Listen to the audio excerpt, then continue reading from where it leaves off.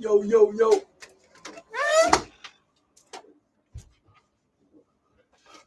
Yo, yo, yo, yo, yo. What's the deal? What's the deal? What's going on, family? What's happening? Peace and love.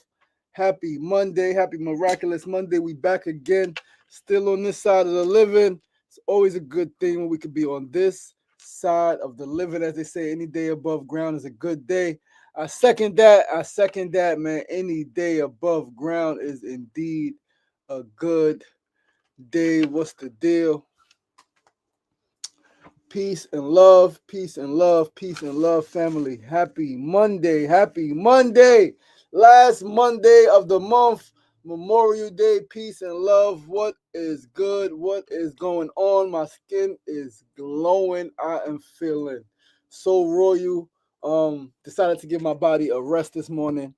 All right, day 26 of this watermelon challenge. And I had some other stuff to do this morning, man. So I rested my body. I am going to get some push-ups in before I leave out. All right, just a couple of quick sets, push-ups, pull-ups, man, but nothing too strenuous. Didn't run today. And I feel good. I feel incredible, right? 26 days watermelon, man. 5 days left, 31-day watermelon challenge. 2025, man, rebuild, restructure, all right, replenish. All right, we're gonna take it further, man. These last the last 3 days, Thursday, Friday, and Saturday, I am going to just breathe, right? So no watermelon, no water. All right, I'm gonna finish this challenge with just breath. So I'm excited about that. I love pushing myself. I love challenging myself. I love, I'm a little extreme. All right. But they say if you want an extreme life, you gotta do extreme things, right? You gotta have an extreme lifestyle to some degree, right? I don't have an extreme spending lifestyle. I don't have anything else, but I like to do extreme things time to time, right? 30-day water fast, 40-day water fast, right? 2-week hunger strikes and all of the stuff, man. I like to do that stuff. So, yes, happy Monday, peace and love. We are back with the new week 76 here on SRDaily, episode 374. 374 episodes in, 374 episodes in. We are almost there. We are almost there, man. We are almost there. I'm excited. I don't know about you guys, but I'm super excited to hit 400, man. A lot of stuff to work out for that episode, but I trust the process, man. Can't force a thing, right, until we have our own space. Nothing is solidified, all right, and so we got a lot of work to do, man. But let's hit the share button. Let's share this live for 5 to 10 of your friends who may be interested in tuning in. All right, hit the share button, share this live with some folks, bring some folks into the conversation, and let's conversate, man. Let's bring some folks in. And let's chop it up a little bit today. We got a couple things to chat about, a couple things you want to put on the table. All right, you want to share with the good people of my life, my world. All right. I appreciate you guys. I love you guys. I am grateful for you guys. And I look forward to bringing you guys good content, man. And as I grow, bring you guys better content, right? Greater content, more valuable content, right? More content. But once again, I am your boy, your host, LaShawn Sugar Ray Marston. You are tuned into episode 374 of SRDaily, kicking off week 76. Week 76, episode 374, Monday, May 26th, Memorial Day 2025. No school, no work for a great majority of the people. And let us start the show. So our first segment today, as always. Eddie Kruger, what's going on, my brother? Peace and love. Happy Monday. So our first segment of the day, it is a phrase of the day. No, it's word of the day. That was last week. Word of the day. And our word of the day is kintsugi. Kintsugi. I didn't even listen to it. I think it's kintsugi. Japanese word. I spoke about this concept yesterday on my sermon, my Sunday Light, my weekly Sunday Light, the power or the value of a broken relationship. All right, so kintsugi is defined as an aesthetic or worldview characterized by embracing imperfection and treating healing as an essential part of human experience. An art form and philosophy that emphasizes the beauty and strength found in brokenness. A traditional Japanese technique that brings things back to life more beautifully than before through restoration. We're going to read that one more time. We are going to read that one more time. Kintsugi, I found so much value in this before I even knew the word. I knew I was like, some relationships were worth repairing, but let's read the definition again and then let's build on it. Kintsugi, an aesthetic or worldview characterized by embracing imperfection and treating healing as an essential part of human experience. Treating healing as an essential part of human experience. An art form and philosophy that emphasizes the beauty and strength found in brokenness. A traditional Japanese technique that brings things back to life more beautifully than before through restoration. So the concept, a lot of us, I get it, I understand, we don't want to experience brokenness. We don't want to experience brokenness within ourselves. We don't want to experience broken relationships with our parents, with our friends. We want everything to always be on the up and up.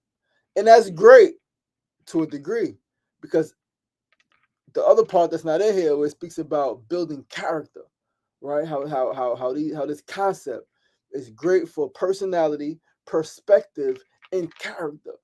When a relationship is broke, right? Like I spoke about yesterday, my relationship with my mother has been broken. It's better than it's ever been. My relationship with my children has been broken. It's getting better than it was, right? It was great prior. We had a break.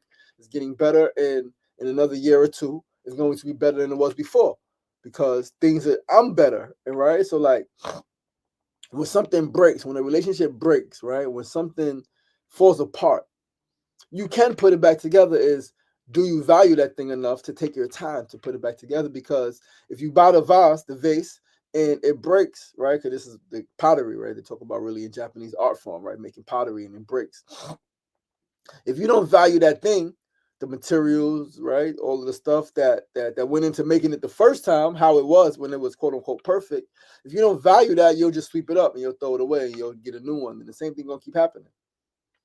But if when it breaks, you look, make sure all the pieces are still there, right? Bring them back together, right? Get some glue, some right gold strips they use, gold, silver, platinum. And take your time and put it back together. Take your time. It takes time. Yo, Black Resource Network, what's going on? What's going on, my sister? Peace and love. It takes time to put it back together, right? Put the relationship back together. If you find value in it, put it back together. There's beauty in that. There's beauty in repair. There's beauty in restoration. There is honor in putting something back together that was broken, because it takes humility. It takes patience. It takes kindness. It takes maybe a different perspective, right? It takes looking at things from a different angle, because like, okay, like when I made it first, I made it like this, but it broke. So now I put it back together. I gotta make sure that this piece is over there, right? It takes precision, right? Intention, intention, intention. And it takes a certain level of intuitiveness and trust and faith, right? It takes faith. It takes all of that to put something back together. But I promise you, when you put it back together, and you look at the finished product and you use the gold strips and the silver and the platinum, which is love, patience, kindness, right? Love, patience, and kindness. When you use those things, compassion, grace, understanding, right? Empathy, strength, courage, wisdom, right? When you use those things to put something back together, I promise you it's more valuable. You might have paid $300, let's say, right? And that's a lot. But broken, put back together, you could charge 10 times that at least. At least, because it's not just the created thing. It's the thing that was created, that was broke, that was put back together with this intention. And now you got more of a story, right? Now that adds to the story. Listen, you know I'm a storyteller, and and I love drama. And I've learned that the more dramatic the story, the more powerful. The more dramatic the story, the more powerful. Powerful. Happy Mother Loving Monday, Mona Love. What's the deal? What's the deal? What's the deal? Peace and love, baby girl. Peace and love. But yeah, that's the word, man. That's the word of the day. Kintsugi, right? Yeah, man. When something breaks, and if you value the thing, that's an opportunity to put it back together and make it more beautiful than it was before. Because now you just got, it's more substance. It's something to, like, we're connected. For example, if it's you and your parent, you and your child, right? You guys are connected through blood, right? You guys are connected through bond. You guys are connected through those things. But now we have so much more that we're connected to. If that relationship breaks, and we have to put it back together, because now we are connected through experience. Now we're connected through, we have a shared compassion. Now we're connected through a shared hurt, right? Shared pain, yes, but now we have a shared power, a shared purpose, something that we're navigating together. as opposed to just living. Because a lot of times, until something breaks, until something is lost, or until we are in danger, have a threat to lose something or for it to be broken, we don't really pay attention. We take a lot of stuff, a lot of our relationships for granted. 100% we do, right? 100% we do. And yeah, that's Kintsugi, Kintsugi. If you guys want to write it down, look that up yourself, right? But let's move right along to our second segment of the day. Today's second segment, Need to Know News of the Day. We are going to pull up something on Instagram I read. I thought it was pretty dope. And I want to read it for you guys this morning. What if you're going through a difficult time? What are they talking about? If you're going, what? Why am I seeing this? So they showing me if you're going through a difficult time and want support, we'd like to help. I don't know what I posted that would make them think that. I didn't post anything about anything. Yo, social media be crazy. Peace and love, brother, said fool. So we're gonna pull up this post on Instagram, right? From Black Millionaires.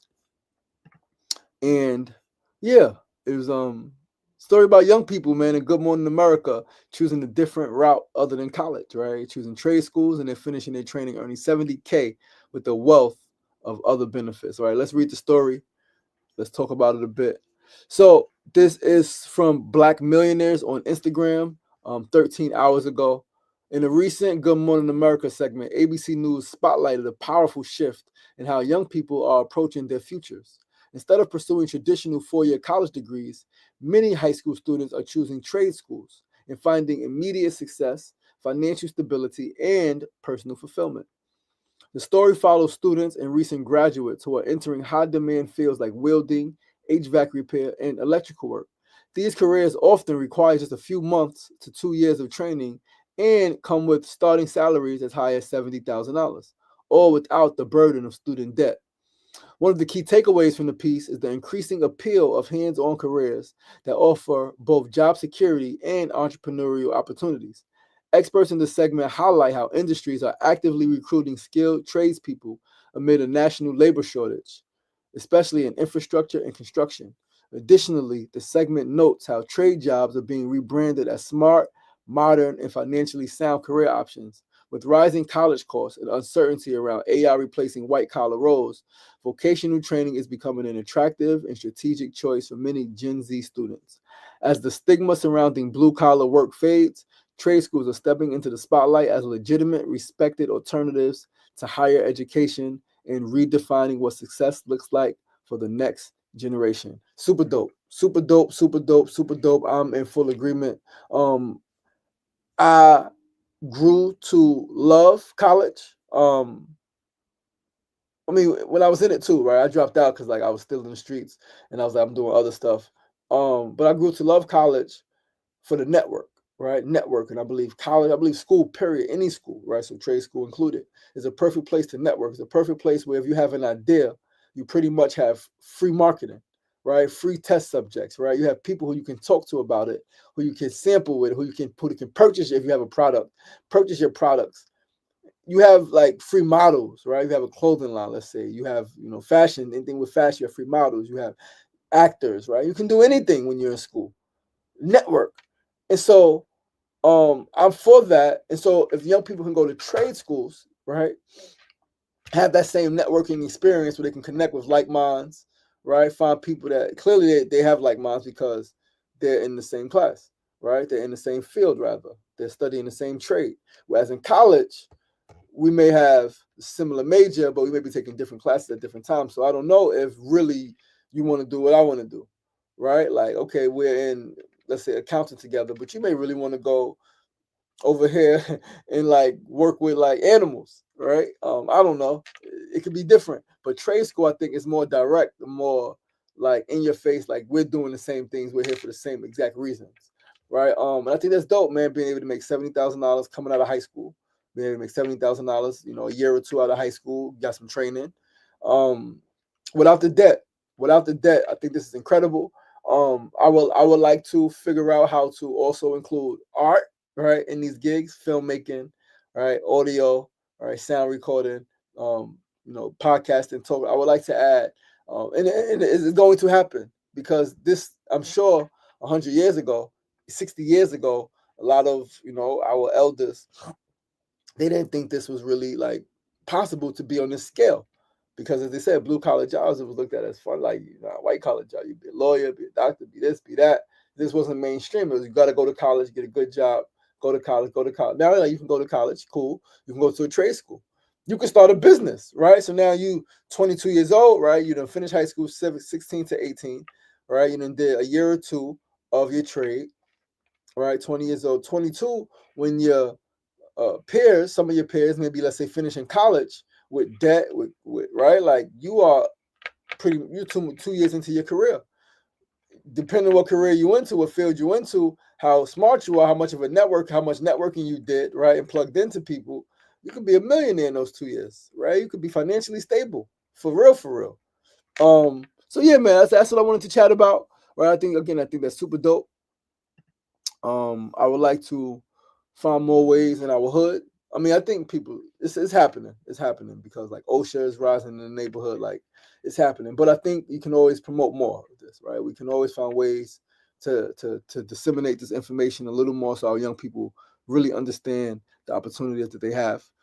Steve, what's going on? What's going on, brother, bro? Peace and love, peace and love. Thank you for tuning in. But yeah, my goal, right, for my children, my son is about to be 13, and I'm still working, right? I got a lot of work to do in the next 3 years, but my goal is by the time my children finish school, I want them to be able to, right, by the time they're at their age 16, 17.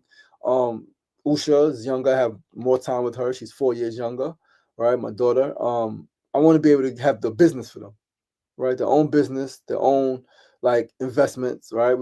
I got like money to invest in you guys. Yeah. So I got 3 years, right, for Samir, 3, 4 years for Samir. He is well, what grade is he going to? About to be 13. He's going to seventh grade. Yeah, I think he's going to seventh grade, seventh, eighth grade. He's going to eighth grade this year, next year. He's finishing seventh grade. I don't know. I can't. Whew, it's time, crazy. But yeah, got a couple years, man. 3, 4 years until he is finishing high school, right? 3, 4, 5, something. I don't know, 5 years, because he's 12, but he's turned 13 June, which is the end of the school year. So yeah, I think he got 5 years. He's going to seventh grade. Yeah, I don't know. I can't remember. Right. But yeah, right. Have a business for them. If they do want to get into trade school, they do want to go this route, right? Obviously, I would 100% encourage it. But I think that's a job as a parent, is to have an idea, right? Clearly, let your children decide, but have an idea. Okay, if they want to do this, boom. If they want to do this, boom. Like if they say, I don't want to go to school no more. I just want to make some money. Okay, how you want to make money? So I got business. I can train you, right? You come work with me. You come alongside me. Boom, boom, boom, back. Eventually, you start your own thing. All right, cool. You don't got to do you finish high school, cool. You want to go later, you can. Right, because it's all about the global education. The education doesn't just happen inside of school walls, and we know that. So let's move right along. All right, to our third segment of the day. Today's third segment, as always, is our tip of the day, and my tip for you all, and for myself included, is to remember that nothing ever really dies. Remember that nothing ever really dies. Nerd Pharrell told us this back in the days. NERD. Nothing ever really dies. Detachment is compassion for self and others. To detach from your parents, to detach from your spouse, to detach from your children. Be connected, right? Be connected, be deeply connected, but detach yourself, right? Let things flow. Be careful not to force a thing because it can be broken. Energy is eternal. When a thing is lost, it is simply out of your orbit. And if you really want it, you will have to get it in a different way. You got to work for it, right? But it's going to come in a different way. We can appreciate love, but we shouldn't be attached to a person, place, or thing, because they all fade, right? They all fade. The relationship with our children changes, relationship with our parents changes, spouses change, right? And it doesn't mean like change for bad. It just evolves. It's different, right? So don't be attached to a thing, right? Allow it to grow, allow it to flow, continue to learn it, right? Like continue to learn yourself. You're allowing yourself to flow. Don't be attached to back in the days when I was, let that go, baby. Like, let that image go. Like who you were, how you was getting it. Like, let it go. It's over. What are you doing now? What do you want to be doing tomorrow? Right? And then let's get it done. Right. Again, all of it fades to some degree. And when one fades, we can have another. But as Kintsugi says, right, it will take patience, maybe some open-mindedness and open-heartedness. It's going to take courage and all of that good stuff. But it's possible and it's probable that if you let it go, all right, if it's not meant for you, right, the person, people, it happens all the time. People don't like to think about it. You're married, right? You're with somebody. Partner dies, right? People don't want to think about that. That's real possibility. One of you could die before, one of you will die before the other unless you die at the same time, right? One of you will die before the other. Yes, you can love the person. You should have been connected to that person, deeply connected to that person, but you have been attached because the person is gone. Be attached to love. So like heal, right? Reflect, assess, take time. I'm not saying rush, but like know that you can have love again. It's going to be different, 100%. Yo, Logan Hefferman, what's going on? Jersey Girl Vibe, what's going on? Peace and love. It's going to be different, but you can experience love again. Love will come knocking one more time. You just got to be patient. You got to be open-minded because it may come from a place least expected, right? It may come from a coworker. You may be like, I don't really deal with coworkers. It may come from a person randomly in the street at the supermarket, right? Like you don't know.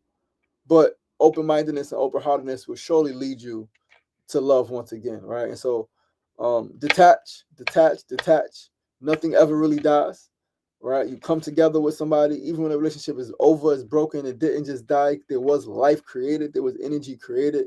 If you guys hung out with friends, each other's friends, there was thoughts, ideas, sparked conversations, right? It was feelings. It was a lot. And so like, it's over with that person, but that energy is eternal. That energy, that experience that you had is forever in your mind, your heart, somebody's minds and heart. And it's okay. All right. And let's move right along to our fourth and final segment. Sefu said a friend of mine's parents died a week apart. Crazy. Change is inevitable. Absolutely, my brother. Absolutely. I know a few people like that, right? Whose parents died a week apart. I know some people, I got two families in my hood, parents died together. Both car accidents, right? Both car accidents. Parents died together. Husband, wife, traveling, died together. That's, oh man, it's powerful. It's powerful. It's powerful, right? But let's move right along to our fourth and final segment before we get out of here. We got a lot of stuff to do today. Got to finish getting ready, get myself together, head up to Harlem. Today is again last day of our watermelon challenge. 31 days watermelon. We are on day 26, and we normally pick up watermelons on Tuesdays afternoon, evening, but we are picking them up this morning because we are going upstate to see my boo's great friend, best friend, barbecue. They're barbecuing. I'm obviously not doing anything. I'm not even eating watermelon today, not even drinking water or anything today. Mondays is my day of complete fasting, breath fast throughout the day from yesterday. I did have some watermelon like 2 this morning. I was up and like I fell asleep, woke up, ate some watermelon, right? Fell back to sleep. Yeah, I was in my feelings and some feelings. All right. And just in my feelings, tired, and all of the stuff, right? But 26 days in, man, going uptown today, pick up some watermelon, gonna do some filming. Right, we're going to film. Shout out to my man Tyrell from Black Sea Brothers, running an incredible operation. We're gonna go up there and chop it up with him a bit and see why he sponsored this challenge, right? Because when I called him up, well, when I messaged him about the challenge, he couldn't be like, nah, we don't do stuff like that, right? Or he could have said anything. And it would have been cool, right? We would have bought watermelons from them. No big deal. Or did he say, yo, call me, let's chop it up? And so I called him and we chopped it up real quick, brief conversation, let him know what I was doing, let him know what was happening. My fiance and I doing the challenge. Would love to be sponsored by him. We buy watermelons from there. And he's like, bet, how many you need? And we told him and made it happen. And we've been going up there every week, the last couple of weeks, picking up watermelons. And today is the final day. Today is the final day. And we got Ian Phillips, right? Ian Phillips is an award-winning filmmaker, producer, right? Documentarian. All right, the sounds of Astoria. Sounds of Astoria, baby. Sirens. I don't know if you guys heard that just now, but yo, it's a beautiful day outside. I just looked. I'm like, yeah, it's real nice. I can't wait to go outside. But yeah, that's what's happening today, man. That's what's happening on this day 26, right? And let me say something. On this last leg, I've never felt clearer. And I've done 21 days. I mean, I've done 30 days of water, right? Lemon water and regular water. I've done 40 days of coconut water. But they wasn't as refreshing as this one, right? The regular water, oh my gosh, I was drained those 30. That was my first, the longest, right? And that was after just doing 2 weeks, right? So 30 days to 40 days is not that bad, right? But going from 14 days to 30 days, and during those 14 days, I had coconut water. I did a hunger strike, right? I had coconut water. I did do 10-day water, but like that 30-day water fast was brutal. 4 days of coconut was tough. 4 days of coconut water was tough, but it's some electrolytes, right? So it wasn't as bad. But this 31 days, like watermelon, where I'm at right now, 26, the weight, I'm losing weight slower than before, right? I'm increasing my workout, whereas before I maintained my workout and decreased it a little bit as time went on because I was getting weaker, just water or just coconut water. But this, and I don't know if it's the magnesium, I don't know what it is in this watermelon, but like it's super hydrating, and like I'm able to do my workouts. Like I increased my workout as the challenge has gone on from day one to now, except for today, right? Which I haven't done anything yet today. But I've been able to increase my workout, man. I think that's super dope. Right? I'm super grateful. I am like stronger than I've ever been, sharper than I've ever been. And let me say this, with 5 days to go, I've said it before, I am extremely proud of my beloved because she took on this challenge and she's crushing it. All right, she's crushing it. She's crushing this challenge. And I tell you, there are a lot of women who I've spoken to, not a whole lot, but there's a couple of women who I've spoken to, actually, I'm not going to say a lot, who they say they would never try fasting, or they wouldn't, though they couldn't. I can't do no 30-day fast. I couldn't do no this and that, eat only one thing for this long, right? All of the excuses, all of the reasons, which is cool.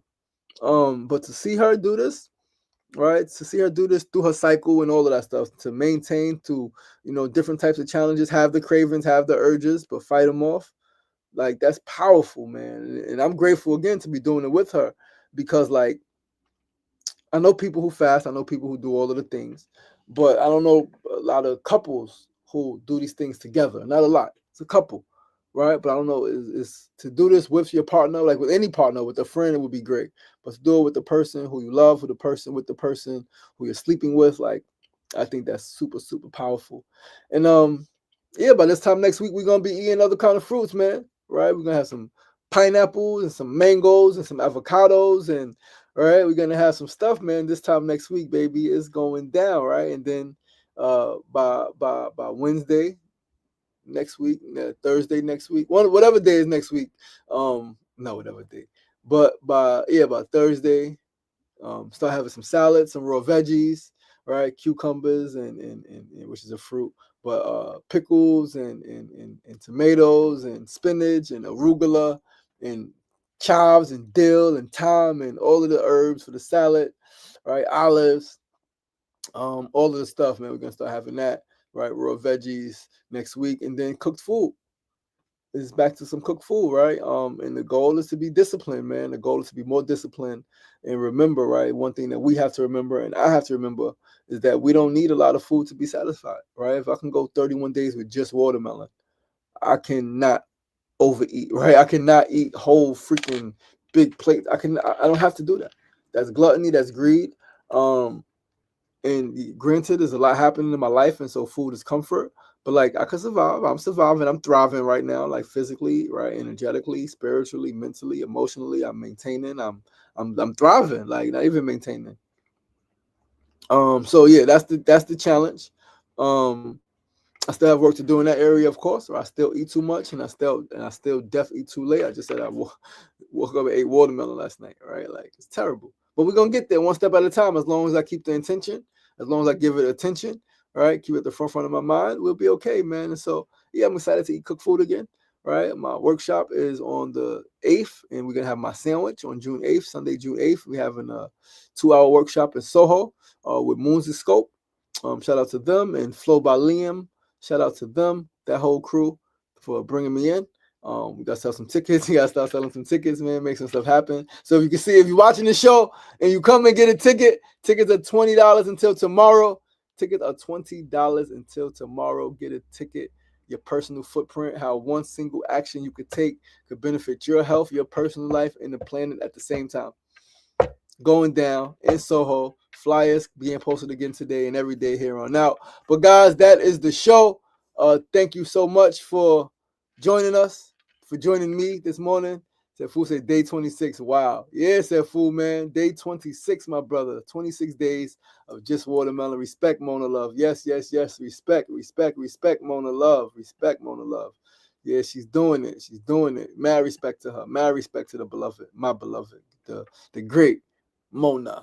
But yo, I love you guys. I appreciate you guys. Week 76 is underway. Episode 374 today, 375 tomorrow. Please do join us tomorrow and the rest of the week, Monday through Friday, 9 a.m. to 9:30 a.m. right here on Facebook Live, YouTube Live, and Instagram Live. I'm your boy, your host, LaShawn Sugar Marston. Once again, episode 374 of SRDaily. Look forward to seeing you tomorrow. And remember, it ain't getting knocked down that's the problem. It's staying down. So get up! The power is in you. As always, be kind to yourself and be kind to each other. You are limitless. Peace.